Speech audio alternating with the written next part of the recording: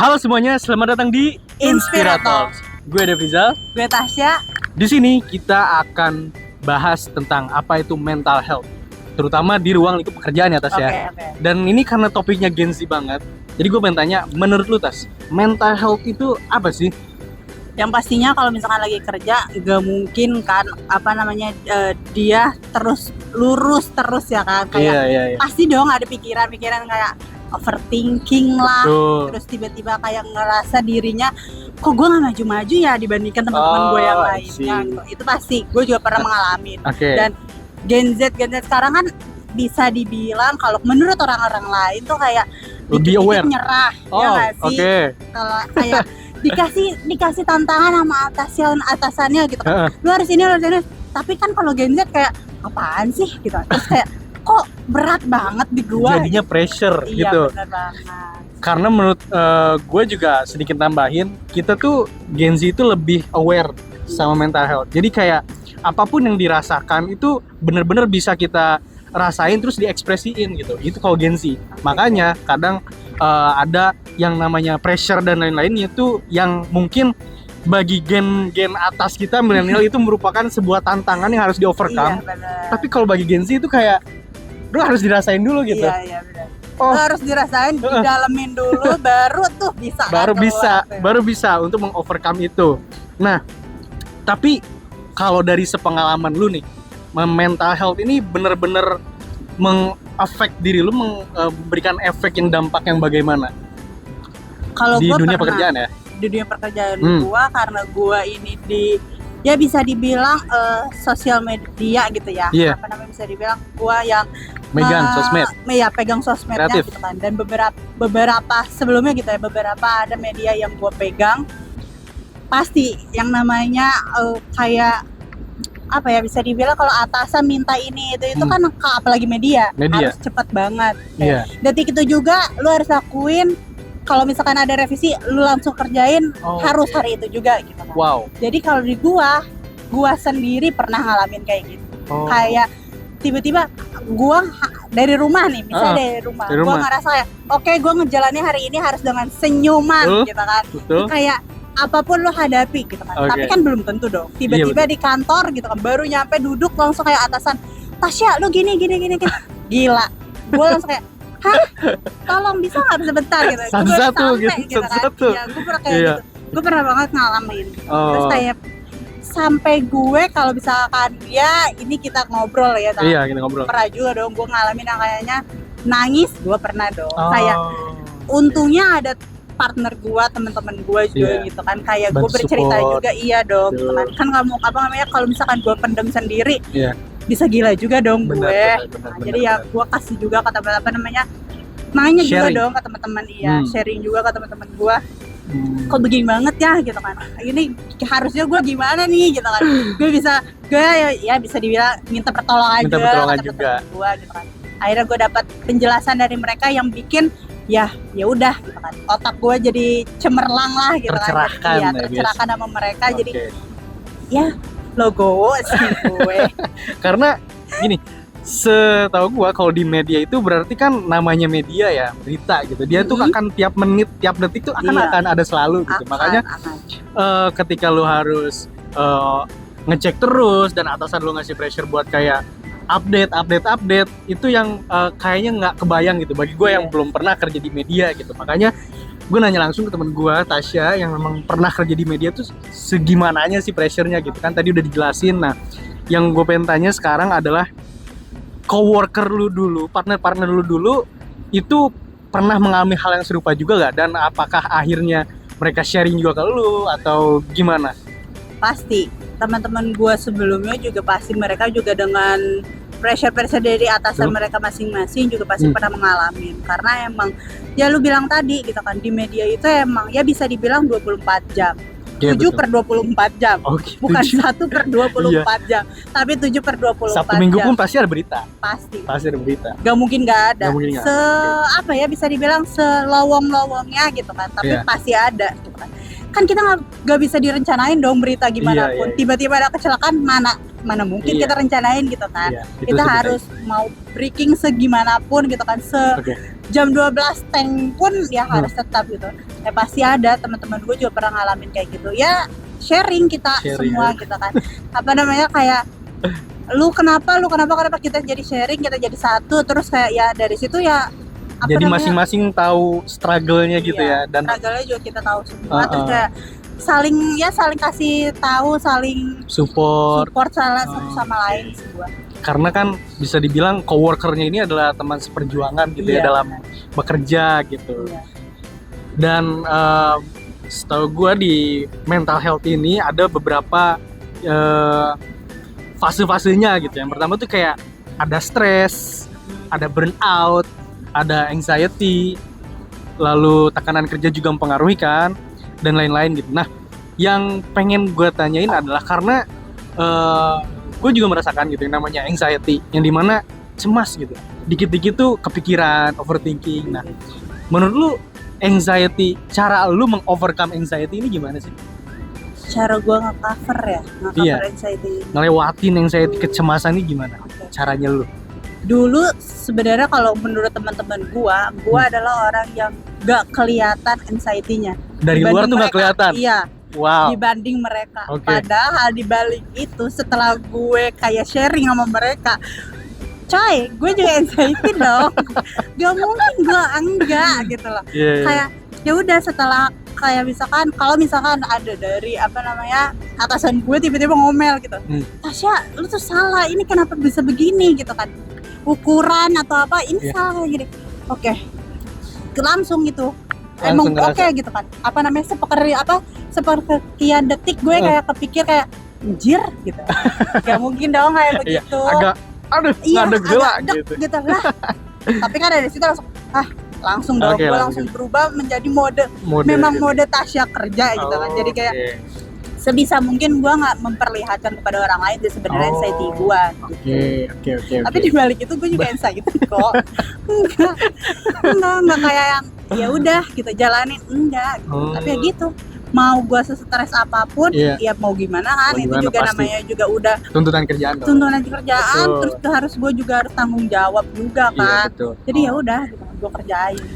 Jadi nggak seharus kalau cara lu itu nggak yang mudah untuk diperlihatkan di depan orang gitu ketika cemas, tapi dengan ngerasa juga tetap dilakuin gitu. Oke, paham banget gua itu. Overthinkingnya ada. Kita harus tahan banting banget. Iya sih. Apalagi kan gue emang pengalaman gue di media kan. Iya. Medianya bukan media sekedar media loh guys. Iya, bener. Media gue memang media yang menampung media semua berita nasional gitu ya. Berita apapun ya harus gue kerjakan ya. Iya, harus dari mulai kayak mungkin kecelakaan, terus kecelakaan, gempa, bencana alam berarti kan.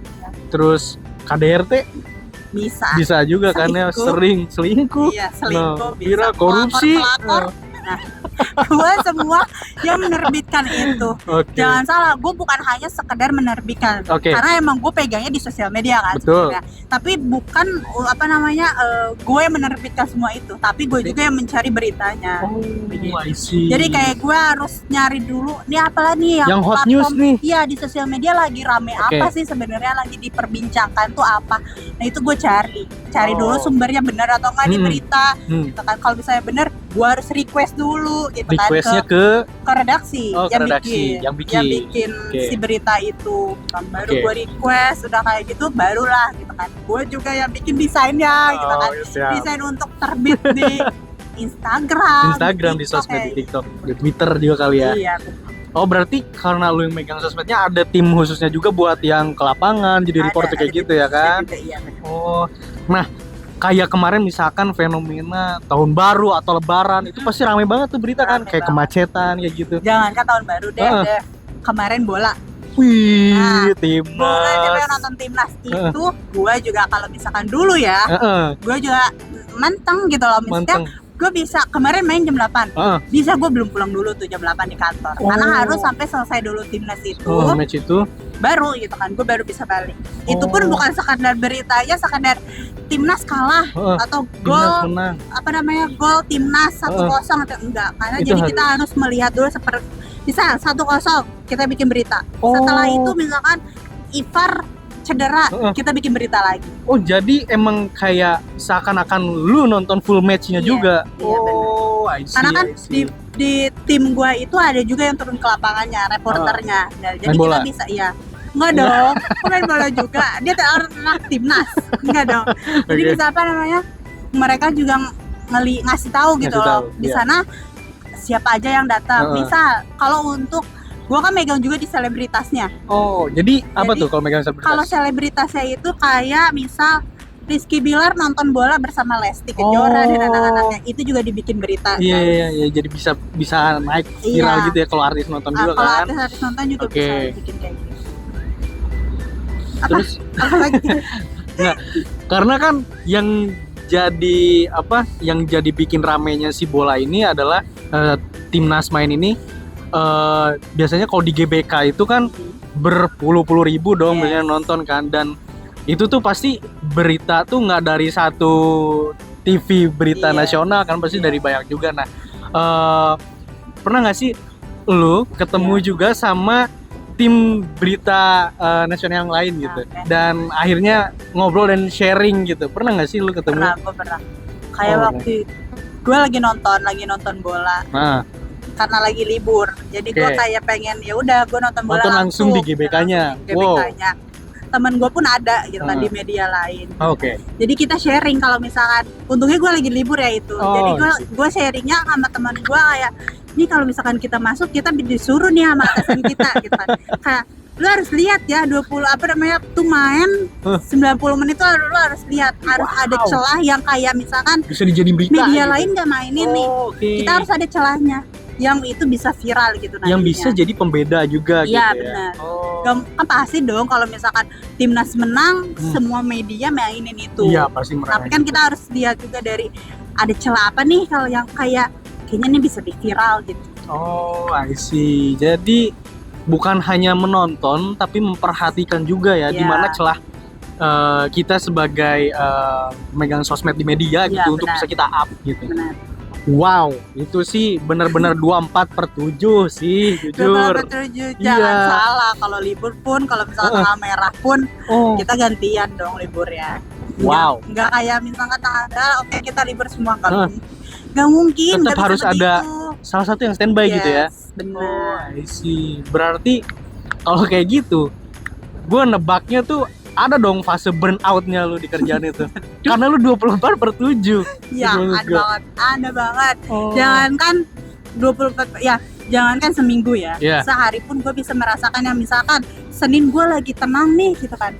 Paginya nih, pagi tenang banget, happy banget. Tiba-tiba setelah makan siang, wow.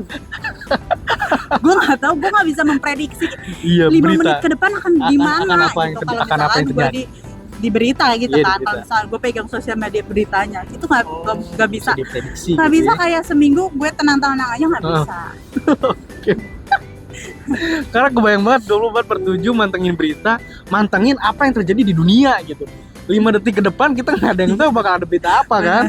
Tiba-tiba 5 detik kemudian itu ada manusia dimakan ular. Nah, itu nggak ada yang tahu, anaconda. Karena iya benar. Tiba-tiba ada datang dinosaurus. Mungkin ada tahu. Karena gue bukan yang cuman yang nasional ya, Dev. Maksudnya nasional tuh bukan kayak yang cuman di Bandung, di Jakarta gitu. Maksudnya ibu kota semua daerah gitu. Tapi gue juga di semua daerah. Jadi misalkan di pelosok-pelosoknya juga. Ke Garut, ke Purwokerto. Itu juga gue mencari berita-berita yang lagi happening di sananya apa gitu. Nah, karena dari tadi kita bahasnya tentang seputar pekerjaan gitu kan. Gimana lu di pressure. Nah, di pressure-nya oleh siapa? Itu oleh atasan lu. Nah, gue pengen nanya sebagai lu sosmed spesialis di media dulu, leader lu tuh kayak gimana aja sih karakteristiknya? Kan ada pasti ada banyak juga kan. Gue pengen tahu aja sedikit gambar, spill dikit gitu, sehingga setelah pressure ini gitu. Aduh maaf ya atasan gue sebelumnya. Leader gue sebenarnya emang dia ya semua leader mengayomi. Iya. Gak semua juga sih sebenarnya ya. Ada beberapa juga lah ya pada umumnya sih sebenarnya leader ya yang mengayomi, ya ngasih tahu lah ke kita gitu kan apa namanya yang salahnya di mana gitu. Tapi kalau untuk gue pribadi, aduh maaf banget gue gimana ya. ya begitulah. Gimana? Gak bisa gue sebutin. Gak bisa gue sebutin. Ya gimana dong ya.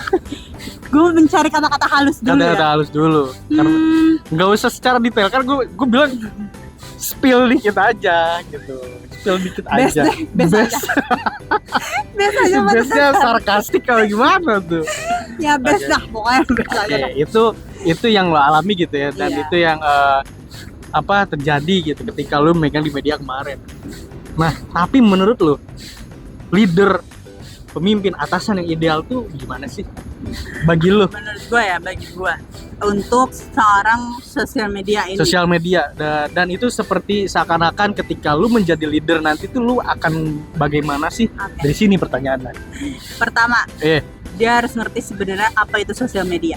Dia harus ngerti apa itu sosial media. Sosial media ada platform apapun dia harus ngerti. Semuanya harus ngerti. Okay. Gimana cara kerjanya itu sosial media, dia harus ngerti. Algoritmanya? Yes. TikTok, Instagram. TikTok, algoritma bisa FYP gimana? Konten apa yang bisa FYP apa? Dia harus ngerti itu semua. Oke. Itu pertama itu. Kedua, dia mau mengerti apa keluh kesahnya bawahannya. Pasti dong kita kayak pengen curhatnya sama atasan kita. Ada kendala, ada bottleneck. Wih, corporate banget tuh bahasa. Ada bottlenecknya misalnya di gua gitu kan. Gua lagi bener-bener lagi otak gue yang kayak lagi pusing banget butuh temen cerita gitu. Dia bisa jadi temen cerita gitu loh. Jadi kayak gue berkeluh kesah ke dia, terus dia ngasih solusi penting banget. Ngasih solusi buat bawahan tuh penting banget. Leader terus bisa ngasih solusi betul. Iya. Terus apa ya, kalau bahasa sekarang gak cepuk ke atasan lain ya. Apa ya? Maksudnya gimana ya kalau nggak cepuk? Gak cepuk ke atasan ini kalau misalkan kayak dia nggak mau, gak terlihat bahwa si bawahannya yang salah. Bisa melindungi gitu. Ya itu. Bisa melindungi bawahannya, karena pasti dong ada aja error pasti akan ada. Enggak ya udah diterang-terangin dong sama dia gitu, dibantu juga sama dia kayak bener lu salah.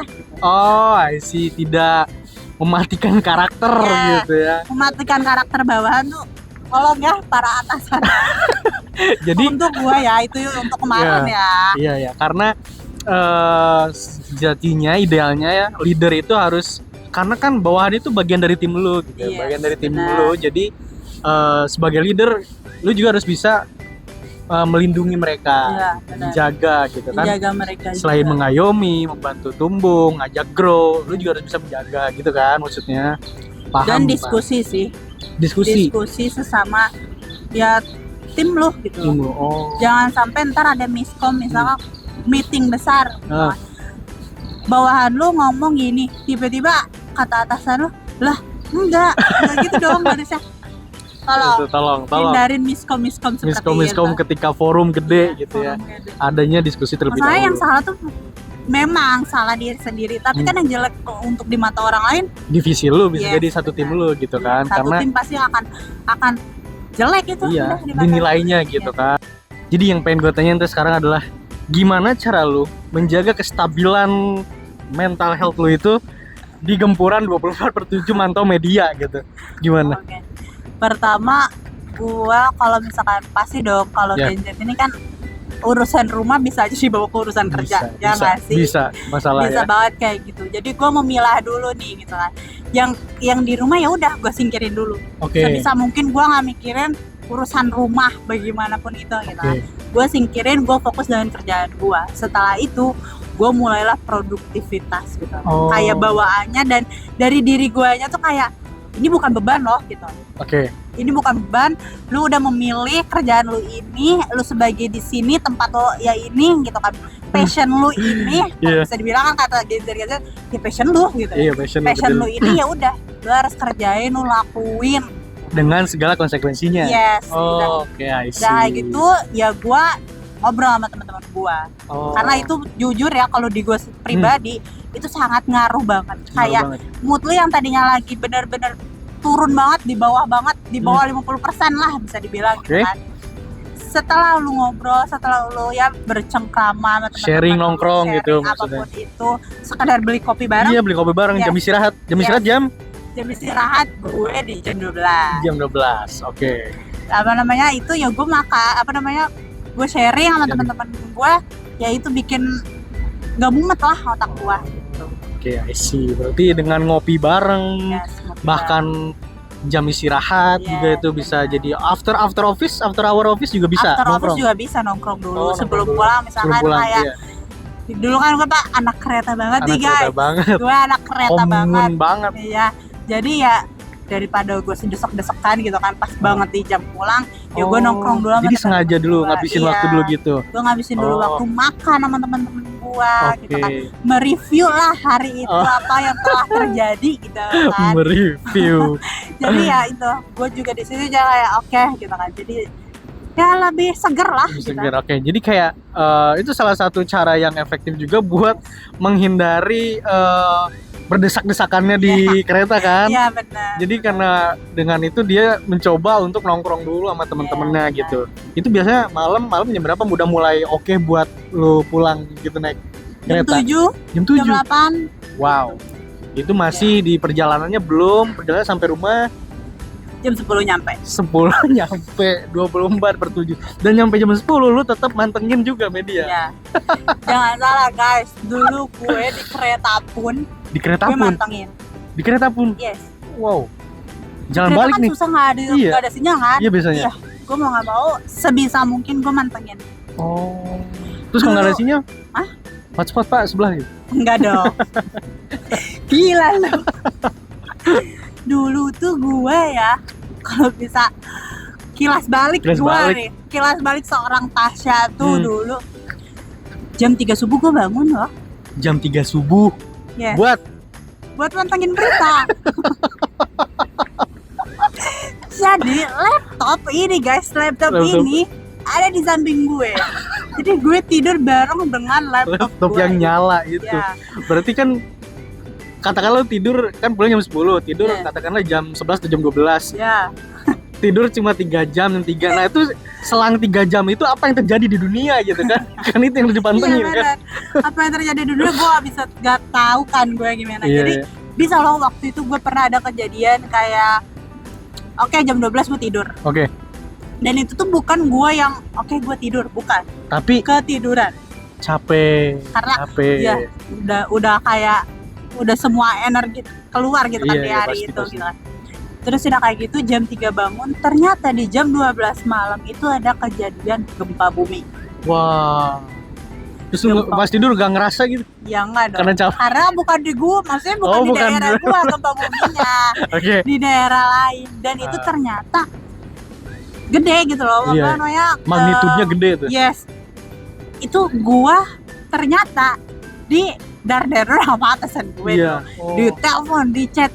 Ya mana gue tahu ya, kan gue lagi di alam bawah sadar gue gitu kan, lagi mimpi. Untungnya ada teman gue yang megang juga, gitu kan, yang megang juga akun sosmednya, jadi di backup sama dia.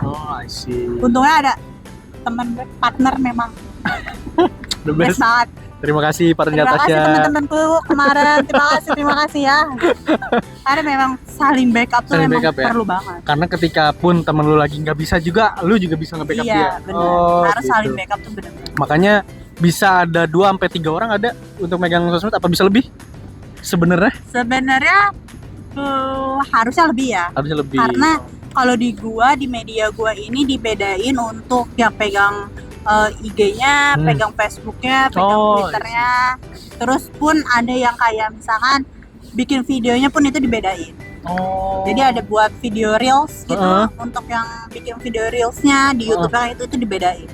berarti masing-masing tuh mesti paham algoritma tiap sosmed yang dipegang aplikasinya. Benar banget. Wow. Makanya tadi gue bilang leader di media itu Iya. harus ngerti apa itu sosial Sosmed. media. Karena Bukan- bawahannya megang banyak. Bukan cuman kayak lu anak ilmu komunikasi, lu anak Iya. jurnalistik. Heeh. Kan kalau jurnalistik lu turun Iya, langsung, di lapangan bro, ya. bukan Yang megang di iya gitu loh, Sosmed. bukan lu tahu gimana sosmed bekerjanya. I see. Minimal paham basic lah ya Iya, semuanya gitu paham ya. basic ya. Sehingga si leader ini kegambaran gitu bagaimana bottleneck-nya di mana gitu dan keresahan-keresahan bawahannya tuh jadi tahu juga Iya, gitu benar. kan. Oh, I see. Oke. Itu ketika lu di media gitu ya. Yes, Itu kurang ketika lebih gua di media. berarti 2 tahun 3 tahun ada Gua di media 2 tahun. 2 tahun di 2 media. tahun Udah gua di media. cukup lah pengalaman segitu ya. Cukup banget, alhamdulillah. Cukup berdampak banget, guys. ke mental health. Cukup banget. Cukup. Cukup banget. Aduh, oke. Berarti itu juga menjadi salah satu tekanan kerja ini menjadi salah satu yang berdampak ya bagi mental health pekerja di ruang lingkup pekerjaan gitu. Belum lagi kalau kan tadi kita dapat gambarannya tuh Tasya ini berteman dengan orang yang suportif gitu ya, dikelilingi orang-orang yang baik, bisa saling backup, sharing ya kan. Kalau ketemu sama orang yang julid gitu, yang Muka dua. wah itu pernah nggak kejadian? Pernah nggak misalkan tiba-tiba ada di divisi lain gitu, atau ternyata di dekat ruangan lu sendiri gitu, kan gimana? Pernah dong, ada Pernah. lah. Terus apa yang dia lakuin sehingga kayak bikin lu tuh kayak apaan sih nih orang gitu? Sebenarnya ini di atas gua. Oh, oke. Oke, gua juga diinstruksi langsung oleh dia. Oh, Gitu. oke. Jadi ya semau dia lah bekerja gimana gitu kan. Yang penting tuh kerjaan Beres. beres, gitu. Oh. Jadi pernah ada satu waktu lah ya. Oke. Ini gue bercerita ya. Iya. Bukan mengungkit kembali tapi ini gue lagi bercerita. Suatu Disclaimer. waktu tuh gue dia sebenarnya Oke. yang harus mengerjakan ini kerjaan. Oke. Tapi karena dia gak tau lah, mungkin dia lagi sibuk kali ya, Sibuk, mungkin kayak lagi kerjaan keluar, kali ya. lagi ada acara atau gimana gitu kan. Ya udahlah gitu kan. Dia melemparlah ke gua untuk menyelesaikan ini kerjaan. Oke. Gua tuh sebenarnya tipe orang yang gak berargumentasi sebenarnya. Oh. Jadi kalau misalnya kata atasan gua, ini lu ini, Oke, lu udah. kerjain gitu. oke, gua kerjain gitu kan. Kalau teman-teman gue yang lain kan enggak gitu kan. Oh, Karena mereka itu tuh- bukan kerjaan lu sebenarnya. Oh. Jadi gue anaknya manut Manut aja gitu kan. Oke, Jadi I see. sebenarnya nggak boleh begitu gitu kan. Itu harusnya dihindarin gitu kan. Tapi awal-awal gue kerja ya udah gue manut, gue mengerjakan itu kerjaannya. Ya gue mau berkeluh kesah gimana pun ya tetap gue kerjain. Lu kerjain gitu. Itu sebenarnya nggak boleh ya, tolong guys. Itu nggak boleh karena ya menyita waktu lu juga gitu Iya loh. sih. Harusnya lu bisa clear kerjaan lu gitu kan cepat, tapi karena ada itu jadi kehambat lagi. Nambah lagi sih. Yang job desk-nya harusnya bukan lu yang pegang, tapi Iya, ya gimana yang nyuruh Iya. senior gitu kan? senior gue Senior gitu. kan? Jadi ya udah deh. Ya udah gimana deh. lagi. Iya deh, manut deh. Gitu. Aduh, mungkin itu yang bisa kita ambil dari environment di workplace ya. Oke. Kayak fenomena dan dinamikanya itu kerasa banget. Apalagi kemarin lu kerjanya di Jakarta. Jakarta, gue kerja di Jakarta. Iya. Media di Jakarta. Oke, media di Jakarta, dan itu sedikitnya menggambarkan bagaimana kerja di Itu medianya di Jakarta. Masih seperempat. Ya? seperempat. Belum. Seperempat. Ya? belum full. Ya, intinya seperti itulah. Kalau mau full, silahkan kerja di Jakarta gitu. Kalau mau full kerja di media gue yang di Jakarta itu. Biar rasain sendiri experience-nya. Tapi mungkin sekarang udah ada perubahan kali Ada ya. perubahan, Mungkin iya gue juga dong. nggak tahu. Mungkin semoga jadi lebih baik. Ya pokoknya media itu best. Best. Dan teman-temannya Tasya the best. Terima kasih sudah saling backup. Terima kasih. Betul. Nah, mungkin gue pengen nanya kayak sedikit lagi nih tips dari lu buat orang-orang di sana yang ada cita-cita kepengen gitu ya kerja di Jakarta. terutama mungkin di bagian kreatif atau media. Oke. Menurut kita. Pertama, jangan baper. Jangan baper. Oh, Karena kalau di media jangan baper. Masih aja ocehan-ocehan atasan misalkan yang berkata bagaimanapun gitu kan. Itu jangan banget langsung dibawa ke hati, jangan banget. Kalau kata gue ya udah, lu dengerin, abis itu lu ilangin. Jangan langsung misalkan lu diomelin ya sama atasan lu gitu kan. Lu kerja gak bagus begini sampai kata apapun keluar gitu kan. Ya udah, lu dengerin, lu ambillah yang baiknya aja. Misalnya kayak ya bener tugas gue gak kelar gitu kan, terus juga kayak kerjaan gue gak bener, ya udah gitu kan, jangan sampai dibawa berlama-lama.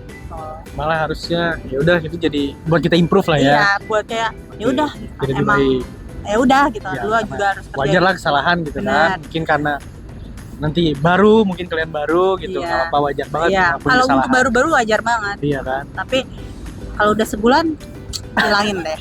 Hilangin, wajar itu. Harus deh. Bisa ikut berlari. Gak boleh tuh kita diem gitu loh. Maksudnya kayak atasan yang harus ngertiin kita, gak bisa banget kayak juga. Gitu. Gak dimanapun ya, misalnya bukan di media pun, di perusahaan apapun, gitu kan. Gak boleh kayak gitu. Karena namanya tempat kerja gitu kan, kita saling profesional aja. Bener, ketika masalah di kerjaan ya memang itu yang terjadi di kerjaan gitu kan, kantor itu yang terjadi gitu. Dan emang ketika kita ngelakuin salah dan memang di point out oleh atasan kita, ya kita akui kesalahan itu dan menjadi kesempatan untuk kita jadi lebih baik ya, improve. Justru disitulah letak dimana kita akan berkembang ya kan, di point out nih, lu tuh salahnya di sini gini. Nah itu bisa jadi poin untuk refleksi diri kita, itu jadi lebih baik. Karena menurut gua itu juga salah satu gimana caranya leader itu mengajak anak buahnya tuh grow gitu. Nah, karena sepertinya episode kali ini sudah cukup menarik, sudah cukup panjang gitu ya.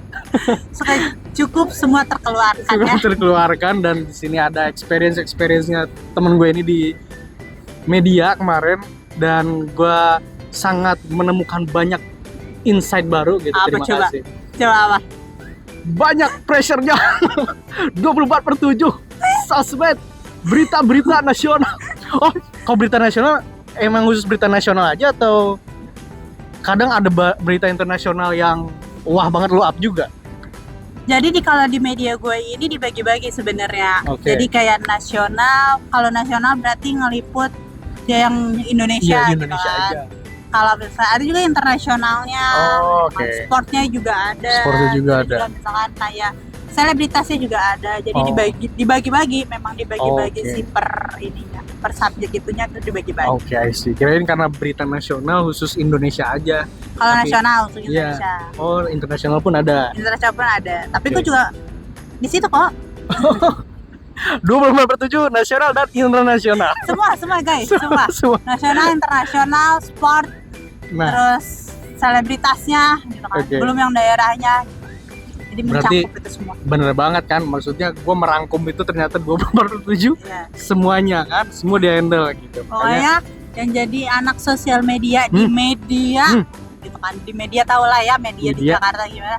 Tahan banting guys. Harus tahan banting. Tahan banting. Pasti tahan banting atau harus tahan banting atau pasti jadi tahan banting. Harus tahan banting. Harus tahan banting karena nantinya akan jadi tahan banting juga gitu kan, membentuk juga kan. Kerasnya gimana gitu. Tapi jangan jadi apa ya? Jangan jadi omongan gue ini lu pada nggak mau masuk media ya. Jangan jadi takut. Iya, jangan jadi takut. Kejar passionmu. Yes, benar. Kalau emang lu anaknya media banget, anak kreatif banget, betul. Ya udah gitu. Lu kejar, bener-bener lu kejar.